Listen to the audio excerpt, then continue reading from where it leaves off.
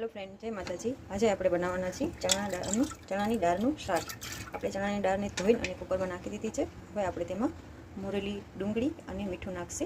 એમાં બાફવામાં જ હું ડુંગળી નાખી દઈશ, તેમાં પછી મીઠું નાખીશ। હવે આપણે કુકરનું ઢાંકણ બંધ કરી અને ચણાની દાળને ચડવા દઈશું 2 સીટી માટે। આપણે હવે કુકરની ઢાંકી નાખશી અને જોઈ લેશું આપણી દાળ ચડી ગઈ છે કે નહીં। जो आपणी दाळ चढ़ी गई है। हवे आपणे दाळने वगाड़वानी छे, એટલે દાળનું શાક કરવું છે ચણા દાળનું। आ मैं 2 टमेटा लीधा है, मीडियम साइजना 1 टमेटो मोरी नाख्युं छे અને 1 टमेटाનું જે ખમણી છે તેમાં આમાં ખમણી નાખ્યું છે 1 टमेटाने। અને આપણે કઢાઈ ગરમ થવા મૂકી દીધી છે।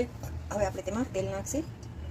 તેલ તમે તમારા ઘરના જે પ્રમાણે ખાતા હોય એ પ્રમાણે નાખી શકો છો, ઓછું જાજુ મેં મીડિયમ નાખ્યું છે।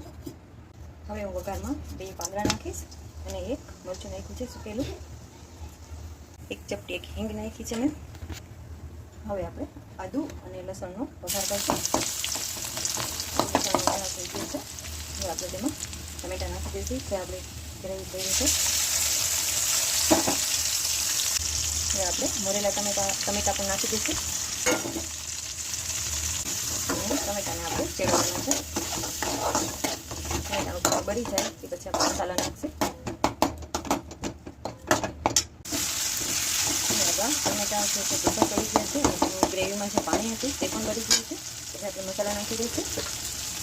હળદર નાખીએ આપણે અડધી ચમચી અને લાલ મરચું નાખીએ એટલે થોડું આદુ અને લસણનો વઘાર કર્યો છે એટલે થોડું નાખી તો હાલશે।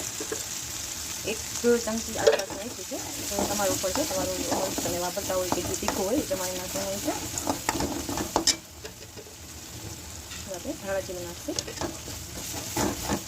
આપણે બધાને મિક્સ કરતા જશે। બધા મસાલા મિક્સ થઈ ગયા છે।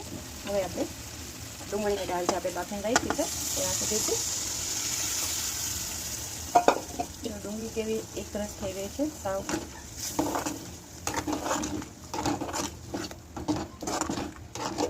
હવે મીઠું નાખશી। મેં ટેસ્ટ કરી લીધું છે, મીઠું ઓછું છે, તમારે ટેસ્ટ કરીને નાખવાનું છે। ચણા દાળનું શાક જાજુ નાખશો તો ખારું થઈ જશે, એમાં બહુ ઓછું મીઠું નાખવાનું હોય છે। હવે આપણે મસાલો નાખશી, मैगी मसालो जेनो टेस्ट बहुत सरस आवे छे। धाणा भाजी नाखशी, तेने मिक्स कर लेशुं साथे। तैयार छे आपणुं चणानी दाळनुं शाक। आ रीते बनावजो, बहुत सरस बने छे।